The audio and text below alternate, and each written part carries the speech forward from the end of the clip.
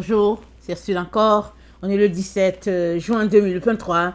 Alors, je viens sur la trompette aujourd'hui encore et je viens proclamer le retour de notre Seigneur Jésus-Christ. Amen, alléluia. Soyons tous bénis, soyons remplis de sa joie. Soyons persévérants en toutes choses. Les yeux toujours fixés sur notre Seigneur Jésus-Christ. Amen. Peu importe tout ce que nous vivons, tout ce par quoi nous passons, il est très important de ne pas se laisser déstabiliser, de ne pas se laisser distraire par les tactiques de l'ennemi. Il faut garder le focus sur notre Seigneur Jésus. Amen. Lui seul est l'unique sauveur, le seul que nous aimons, le seul que nous aimons, le seul qui nous a sauvés, qui nous a rachetés, le seul qui nous donnera d'être connectés à Dieu. Amen. Et de le voir face à face un jour. Le seul. Amen. Alors, sortir de l'illusion à temps. Amen. Je viens parler de sortir de l'illusion à temps. Vous savez tous que nous avons hérité des valises de mensonges. Oui, nous avons hérité des valises de mensonges. Ça a été transféré, n'est-ce pas, de siècle en siècle. Et si bien qu'on est dans le temps où, béni soit l'Éternel, il est en train de démêler beaucoup de choses. Je ne suis pas la seule, n'est-ce pas, qui démêle les différents nœuds par-ci par-là. Il y a plusieurs qui sont en ligne en train de faire cela et qui sont aussi, évidemment, qui ne sont pas forcément sur Internet, qui sont en train de faire cela. On bénit le Seigneur pour cela. Maintenant, il est important de toi-même t'y mettre, amen, pour chercher la vérité. Il est important que tu viennes devant le Seigneur avec ce que tu écoutes pour demander, Seigneur, est-ce que c'est vrai? Et il est important que tu prennes du temps pour chercher où est la vérité, qu'est-ce que Dieu a dit, qu'est-ce que Dieu n'a pas dit, et dans quel mensonge tu es. Parce que Jésus-Christ a dit, vous connaissez la vérité et elle vous rendra libre. C'est la connaissance de la vérité qui nous a franchis. Sa mise en pratique, le fait de vivre désormais de la vérité par la vérité, ça nous a franchis. Mais si nous connaissons la vérité et que nous refusons de vivre par elle, alors notre condition, elle est la même que si on n'avait pas connu la vérité. Il y a beaucoup de personnes qui ne veulent rien savoir de la vérité. Ils veulent demeurer dans les ténèbres parce que leurs œuvres sont mauvaises, dit le Seigneur Jésus. Mais la vérité, c'est la seule chose ou la seule voie qui va nous délivrer. Ce n'est pas le fait de dire qu'on est chrétien, ce n'est pas le fait d'aller se faire baptiser, ce n'est pas le fait de parler en langue, ce n'est pas le fait d'enseigner dans une église. Peu importe, ce n'est pas ça qui va nous délivrer. C'est la connaissance de la vérité et sa mise en pratique qui nous délivre. Alors, je viens donc parler du fait qu'il est important qu'on puisse sortir de toute illusion dans laquelle on se trouve.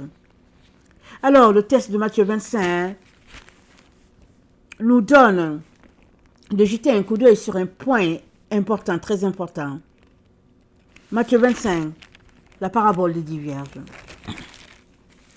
Alors, le royaume des cieux sera semblable à 10 vierges qui, ayant pris leur lampe, allèrent à la rencontre de l'époux et de l'épouse. 5 d'entre elles étaient folles et 5 sages. Excusez-moi, je lis dans la version araméenne. Les folles, en prenant leur lampe, ne prirent point d'huile avec elles, mais les sages prirent avec leur lampe de l'huile dans les vases. Comme l'époux tardait à venir, toutes s'assoupirent et s'endormirent. Au milieu de la nuit, on cria, voici l'époux, allez à sa rencontre. Alors toutes ces vierges se réveillèrent et préparèrent leurs lampes. Les folles dirent aux sages, donnez-nous de votre huile, car nos lampes s'éteignent. Les sages répondirent, non, nous n'en aurons pas assez pour nous et pour vous. Allez plutôt chez ceux qui en vendent et achetez-en pour vous. Pendant qu'elles allaient en acheter, l'époux arriva. Celles qui étaient prêtes entrèrent avec lui dans la salle de noces, et la porte fut fermée. Plus tard, les autres vierges vinrent et dirent, Seigneur, Seigneur, ouvre-nous. Mais il répondit, je vous le dis en vérité, je ne vous connais pas. Veillez donc, puisque vous ne savez ni le jour, ni l'heure. Parole du Seigneur. Amen. Alors, nous connaissons tous ce test-là. On en a longuement parlé, n'est-ce pas? Et aujourd'hui, je viens parler de l'aspect illusion qui ressort de ce texte-ci. Alors, nous sommes informés qu'il y a 10 vierges qui sont parties à la rencontre de l'époux. 10, amen, c'est le iode, c'est la plus petite unité dans la mesure, en hébreu, en grec, peut-être aussi dans certaines langues arabes. Donc le iode, c'est comme le petit grain de sénévé, la plus petite unité, la plus petite mesure de Dieu. Alors avec le iode, quand on a le iode, amen, on a une représentation de Dieu, c'est comme une cellule ou bien un bout, une petite part de Dieu. Et puis, avec cette petite part, Dieu peut faire des miracles. Alors dans ces 10 femmes, c'est dit que 5 sont sages, 5 sont folles. Et elles étaient ensemble. Elles sont parties à la rencontre de l'époux. Est-ce que ça nous dit quelque chose? Et c'est dit, il a tardé. Elles se sont toutes assoupies. Au milieu de la nuit, on cria, voici l'époux à sa rencontre. Dans la culture hébraïque, quand on voit quelqu'un venir de loin, on va à sa rencontre. Je pense aussi dans plusieurs cultures d'ailleurs. Même chez moi à l'origine, je dis à l'origine, ça fait longtemps que je suis à l'extérieur de mon pays, mais chez moi, d'où mes parents viennent, quand il y a quelqu'un qui vient en visite, n'est-ce pas, vous le voyez de loin, parce qu'au fait, c'est souvent les plaines. À distance, on peut voir quelqu'un venir. On voit les gens venir de très loin. Tu ne restes pas là devant ta concession pour dire, ok, Ruth arrive, je l'attends. Non, non, non. Tu vas à sa rencontre. Tu es content de la voir. Donc, tu vas à sa rencontre. Et puis, là, vous vous embrassez. Et là, vous revenez en direction de la maison. Amen. Alors, elles sont allées à sa rencontre, c'est-à-dire elles sont allées l'accueillir. Donc, elles ont certainement eu vent ou bien averti d'une manière quelconque, par l'esprit, par le discernement. C'est pas précisé, mais elles sont allées à la rencontre de l'époux. L'élément qui nous intéresse ici, c'est au milieu de la nuit. C'est dit, voici l'époux. C'est au milieu de la nuit. Alors, le Seigneur a attiré mon attention sur milieu. Alors, nous savons que le milieu, c'est le milieu, n'est-ce pas? On regarde, on se dit, le milieu, c'est où? C'est le centre. Et donc, j'ai pris du temps pour aller chercher dans mes différentes concordances. Alors, parce que le Seigneur a mis l'accent sur milieu. Il voulait que j'apporte l'enseignement sur le mot milieu. Et je bénis le Seigneur parce que quand il veut que tu apportes quelque chose, il pourvoit. Amen, il pourvoit. Même si tu ne sais pas par où te diriger, il va finir par te conduire. Alors, la nuit, ça représente au fait l'obscurité, les ténèbres. Jésus-Christ a dit, travaillez pendant qu'il fait jour. Parce que la nuit vient, on ne pourra plus travailler. La nuit, c'est le temps des ténèbres. C'est le temps prophétisé dans la Bible qui dit, les ténèbres couvrent la terre, mais la gloire de Dieu s'élève sur Israël. Donc, dans ce temps où les ténèbres couvrent la terre, il a été dit, en plein milieu, il a été dit, voici l'époux. Parce que c'est dit au milieu de la nuit. Donc, on dissèque notre phrase, n'est-ce pas? Donc, au milieu de la nuit, c'est dans le temps de l'obscurité, dans le temps des ténèbres, l'époux arrivé dans un temps où il y a eu convergence et c'était au milieu. Amen. Comprenons-le comme ça. C'était au milieu parce que c'est au milieu de la nuit. C'est-à-dire, dans la convergence de la lumière, dans un temps de convergence de la lumière et des ténèbres, le Seigneur est venu là. L'époux est venu là. Qu'est-ce que ça veut dire? Donc, si allez regarder le mot milieu, c'est 33, 19 dans la concordance grecque. Et ça renvoie à le royaume des cieux est en nous, en idée du milieu, à l'intérieur de nous. Ça renvoie l'idée de en à l'intérieur, au milieu. Ça nous a connectés à 1744, ça veut dire au milieu aussi, à l'intérieur, dans le sein, à l'intérieur. Alors, si on prend les deux ensemble, l'ensemble A et puis l'ensemble B, s'il y a une intercession, alors le milieu, amen, voilà l'intercession qui est là au milieu. Il y a l'ensemble A, il y a l'ensemble B, et puis le milieu, ça devient C. Amen. Donc cet élément C là, c'est dit au milieu de la nuit. Et quand je suis allé donc regarder les différents concordances, dans la concordance grecque, donc j'ai eu le mot, la lettre, pardon, non pas la lettre, le chiffre, excusez-moi. J'ai eu le chiffre 33, 19 et le chiffre 1744. Donc, le 33, 19 nous renvoie à 2 Corinthiens 5, le verset 3. On va regarder 2 Corinthiens 5. Le verset 3, ça dit, si du moins nous sommes trouvés vêtus et non nus. Alors, donc, au milieu de la nuit, l'idée du milieu, ça nous renvoie au fait d'être en, c'est-à-dire à l'intérieur. Amen. De revêtir quelque chose. Et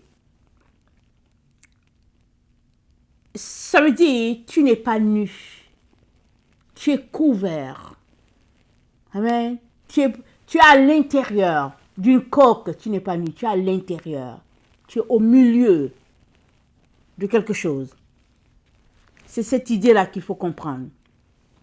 Dans Galates 3, le verset 27, Galates 3, le verset 27, c'est dit, si du moins vous avez été baptisé en Christ, vous avez revêtu Christ.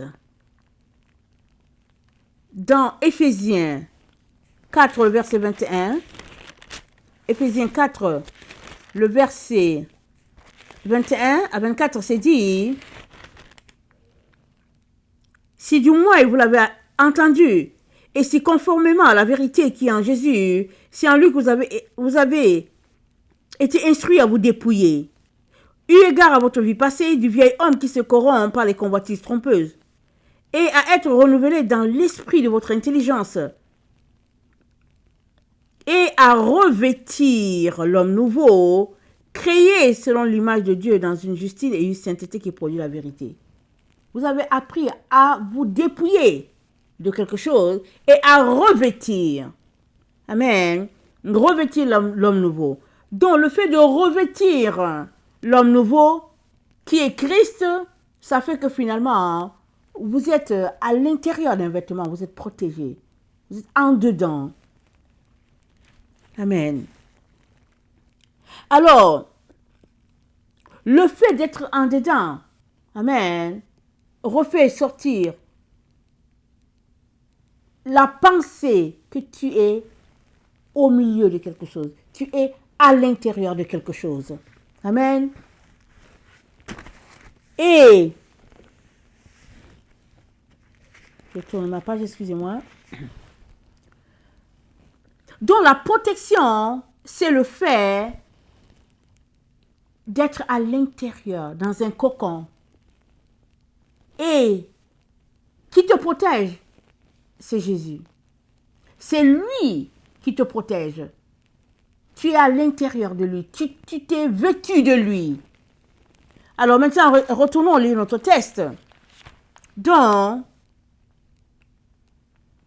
les folles, en prenant leur lampe, ne prirent point d'huile avec elles, mais les sages prirent avec leur lampe de l'huile dans les vases. Comme l'époux tardait, toutes s'assoupirent et s'endormirent. Et au milieu de la nuit, on cria, voici l'époux allait à sa rencontre.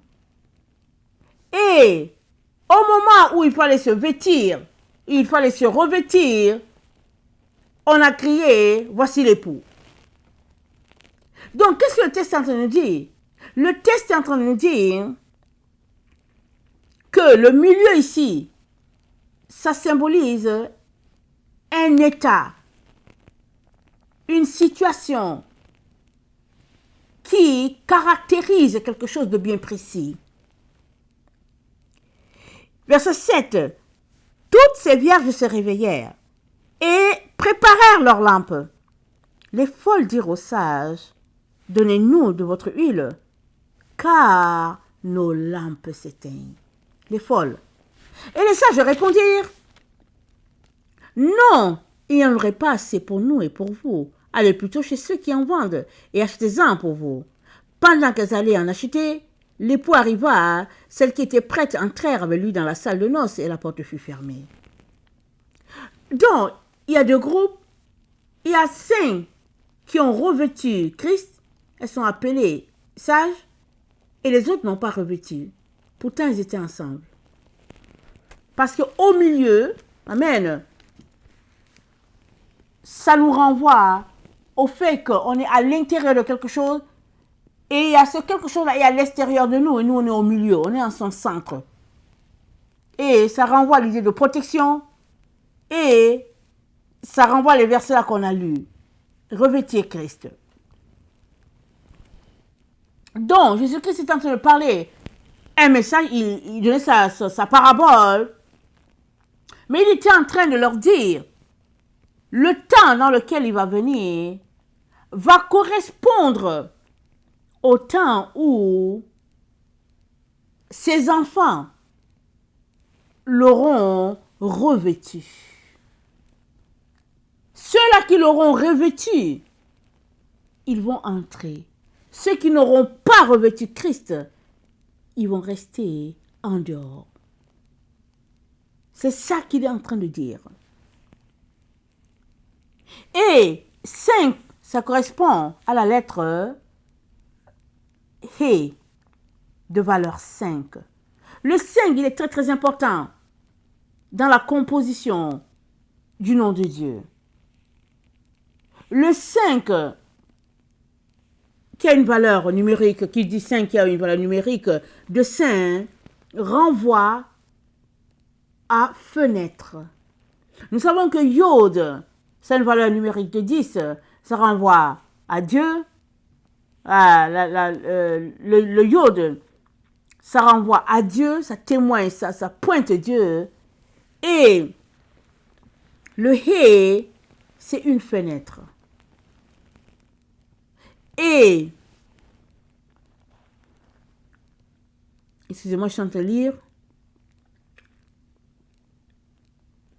Les 5 folles n'ont pas eu le temps de revêtir Christ. Alors, comment les autres ont fait pour revêtir? Parce que c'est dit, elles sont toutes assoupies. Mais il y a un élément qui est très très important ici, qui les a distingués dès le départ. C'est que quand ils sont partis à la rencontre, les sages avaient pris de l'huile supplémentaire avec elles. Elles avaient pris de l'huile pour leurs lampes, alors que les folles n'en ont pas pris.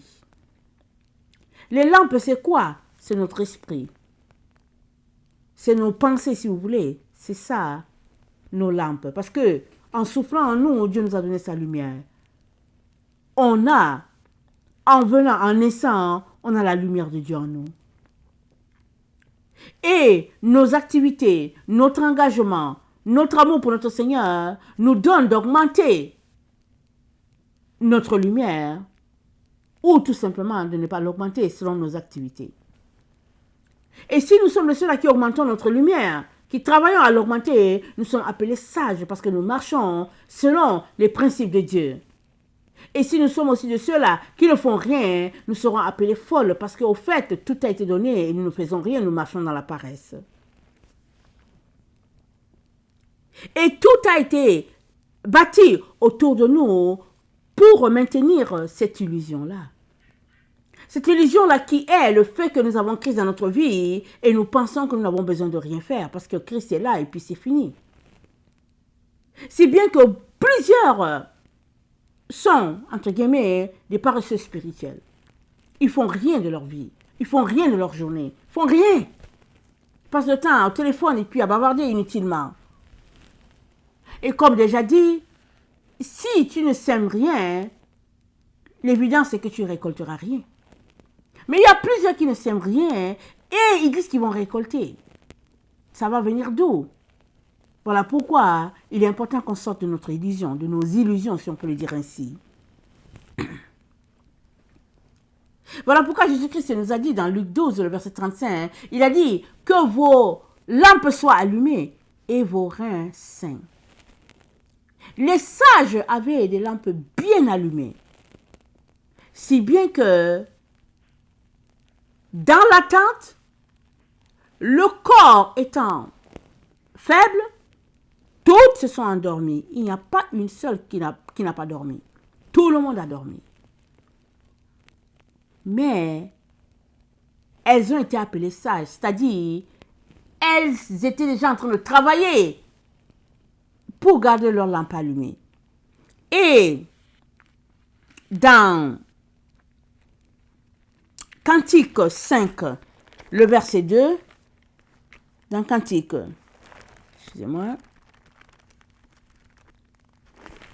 Cantique des Cantiques, c'est un tout petit livre là. Voilà, dans Cantique des Cantiques, le verset 2, chapitre 5, le verset 2, c'est dit, j'étais endormi, mais mon cœur veillait. C'est la voix de mon bien-aimé qui frappe. Ouvre-moi, ma soeur, mon ami. Ma colombe, ma parfaite, car ma tête est couverte de rosée, mes boucles sont pleines de gouttes de la nuit. J'étais endormi, mais je veillais. Quel est ton état quand tu dors? L'enfant de Dieu qui marche par l'Esprit de Dieu, qui bâtit sa vie, a toujours un esprit éveillé quand il dort.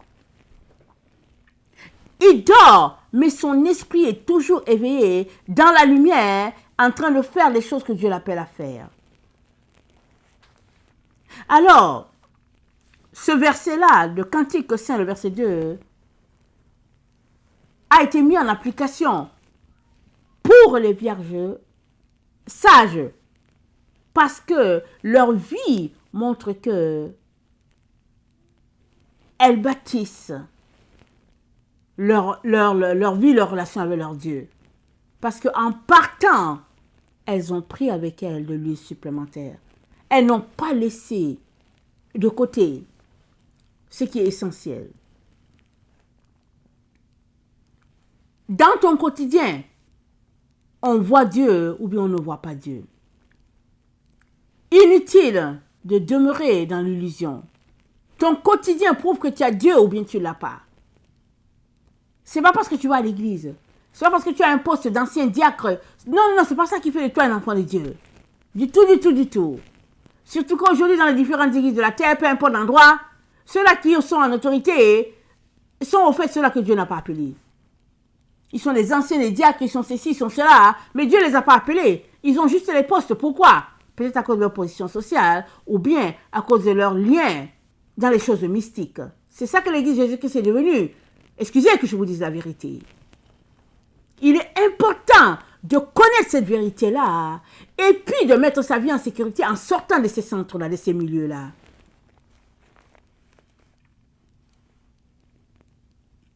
Et au verset 4, des Cantiques 5, le verset 4, c'est dit, mon bien-aimé a passé la main par la fenêtre. Fenêtre, c'est le mot hé, c'est valeur 5. Alors, l'enfant de Dieu peut dormir s'il est fatigué. Mais son esprit est toujours éveillé. Ça, c'est le premier élément.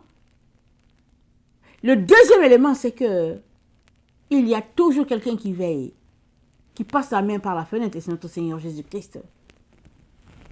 Il veille et il est aux aguets pour savoir qui marche sur la vérité et qui ne marche pas sur la vérité. Pour savoir comment il peut venir à notre secours. Il veille sur ses enfants. Il les protège. Et il sait tout ce qui se passe.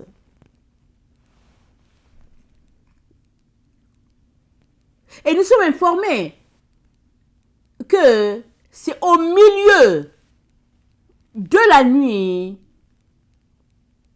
que le cri a été lancé. Voici l'époux. Donc l'époux est venu rencontrer les deux groupes au milieu de la nuit. C'est-à-dire quoi? C'est-à-dire dans le corps de ces femmes-là. Il est venu les rencontrer là, au milieu. Le milieu témoigne du royaume des cieux en nous. Le milieu témoigne du royaume dans les séphirots. Le royaume, c'est là que Dieu vient. Ce n'est pas en l'air. C'est pas nous qui partons en l'air. Le royaume est pleinement établi dans la terre.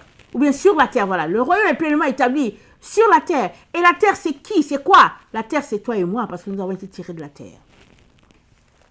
La terre, c'est pas au hasard. C'est pas juste un endroit comme ça au hasard en disant, bon, c'est les Philippines, ou bien c'est la Grèce. Non, non, non. Le royaume des cieux est établi sur la terre. Le Balkout, ça veut dire que le royaume des cieux est en toi et en moi. J'ai déjà fait une vidéo ce matin, en tout cas disant que le paradis, il n'était pas dans l'espace, il n'était pas en l'air, il ne fallait pas regarder dehors. Le paradis, il est en nous, il est à l'intérieur de nous, il est en dedans. Donc, au milieu de la nuit, l'époux est venu.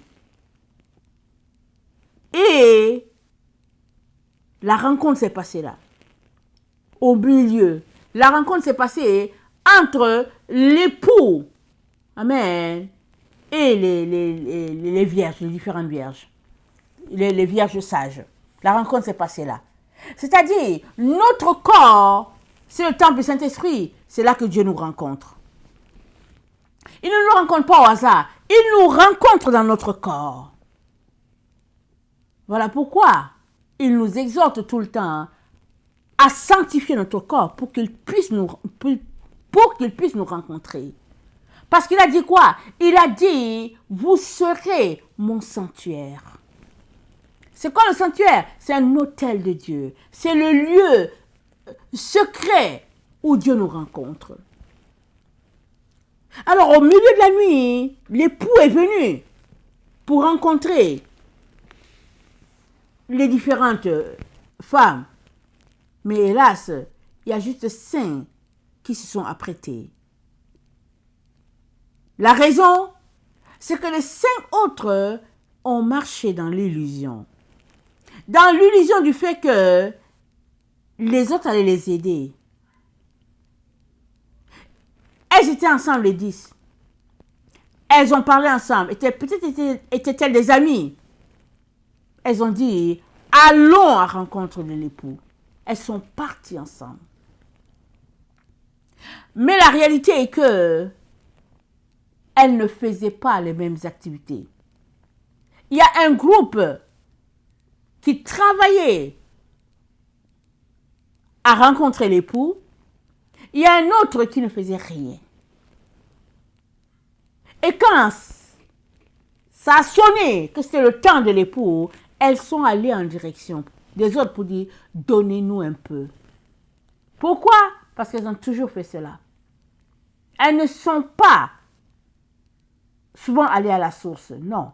Elles ont souvent demandé à côté, donnez-nous, donnez-nous, donnez-nous, donnez-nous.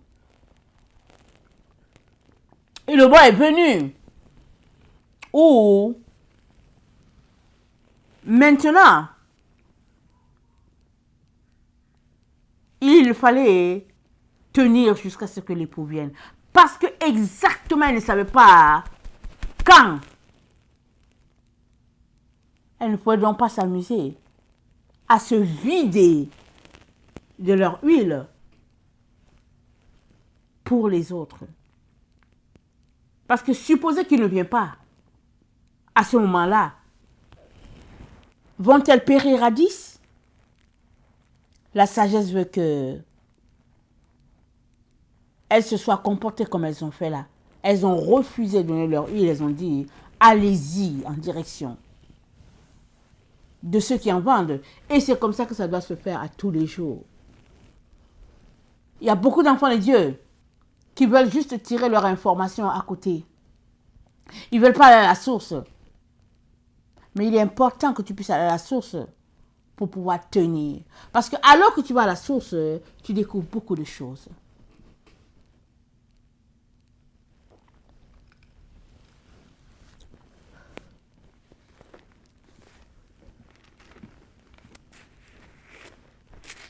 Et Jésus-Christ, c'est celui qui décide du moment.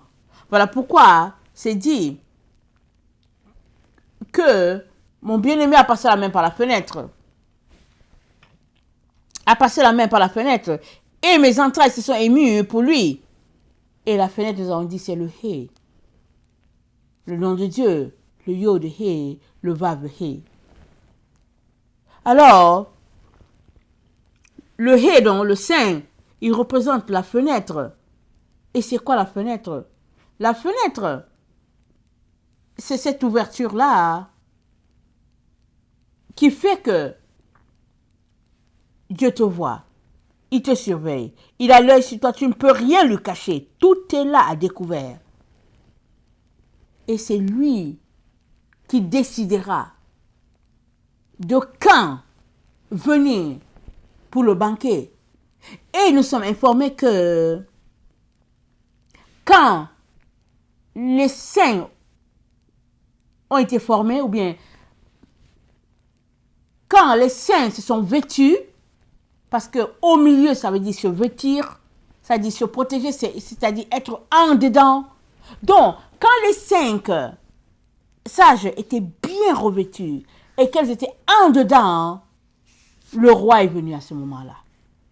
Donc, il y a la notion du temps, parce que c'est le roi qui décide, mais surtout, il y a la notion de s'apprêter. La notion de s'apprêter. Les sages se sont apprêtés, les folles ne sont pas apprêtées. Elles n'avaient pas assez d'huile. Parce qu'on s'apprête, pas avec la bouche, on s'apprête en posant des actions.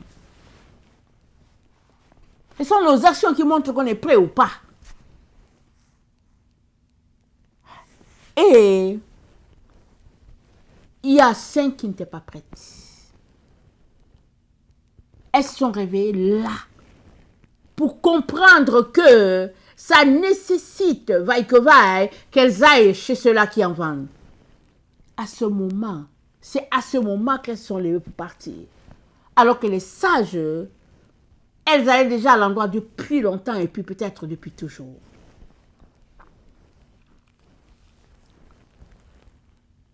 La volonté a joué ici. Les 5 sages, dès le départ, étaient volontaires. Donc, elles ont apprêté leurs larmes, elles ont apprêté des réserves, et puis elles sont parties à la rencontre. Elles étaient en tout cas, elles étaient décidées, elles avaient décidé à rencontrer l'époux. Elles avaient décidé. Donc, quand le mois est venu pour donner de l'aide aux autres, elles ont dit non, on ne peut pas. On ne peut pas. Allez-y, vous débrouillez vous-même. On ne peut pas. Nous, on veut voir le roi. Et leur ténacité, leur travail, leur a donné de le voir.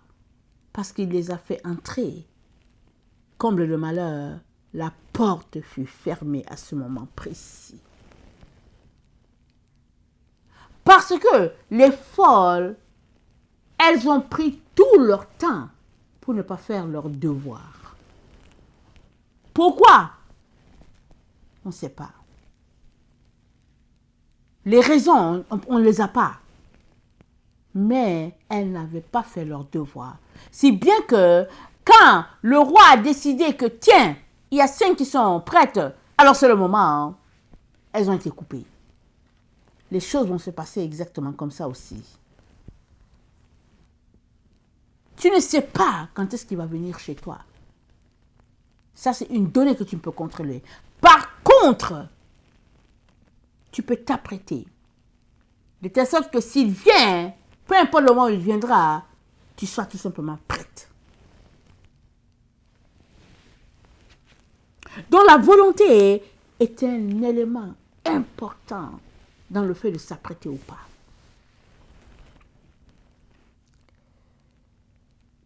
Je viens nous encourager à utiliser notre volonté pour la gloire de Dieu.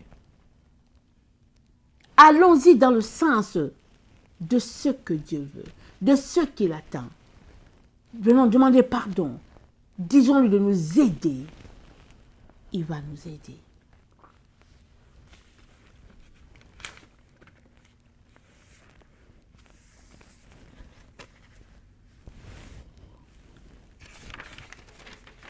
Excusez-moi.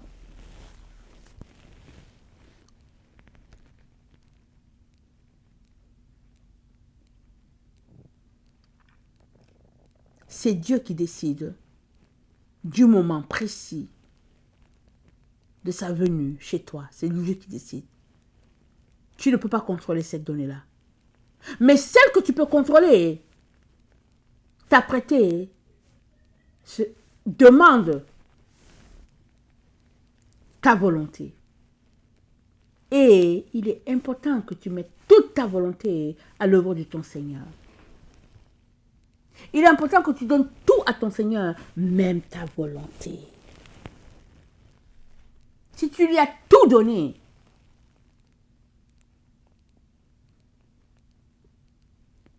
il viendra à ton secours chaque fois que tu l'appelleras et t'aidera à courir ta course et à remporter la ligne d'arrivée.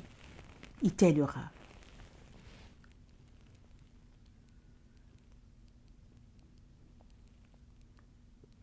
Toute s'assoupir et dormir. Mais, quand on les a réveillés, celles-là qui avaient déjà des lampes ont réussi à entrer. Il est donc très important que tu t'assures que tu as assez de réserve, que tu as assez d'huile. Et si tu te rends compte que tu n'en as pas assez, travaille d'arrache-pied dans ta relation avec le Seigneur pour accumuler de l'huile, pour sortir de toute illusion, de tout mensonge, afin d'arriver à ta ligne d'arrivée. Parce que cette donnée-là, le fait de venir par la fenêtre, de passer par cette fenêtre-là, c'est notre Seigneur Jésus qui décide. Toi, tu ne peux rien. Et c'est lui qui décide, c'est lui qui va ordonner. Dès qu'à travers sa fenêtre, il voit que ses enfants sont prêts, il va venir. Il va venir. Nous ne pouvons pas décider. Lui, il décide.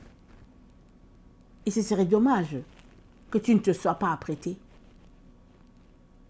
Parce que tu étais dans l'illusion. Ce serait dommage. Et les vrais enfants de Dieu, comment ils s'apprêtent? Ils s'apprêtent à tous les jours. Ils s'apprêtent tout moment. Il n'y a pas un jour où ils ne s'apprêtent pas, où ils disent, oh, je suis fatigué. Non, non, ils s'apprêtent à tout moment. Parce que Jésus-Christ peut venir à tout moment.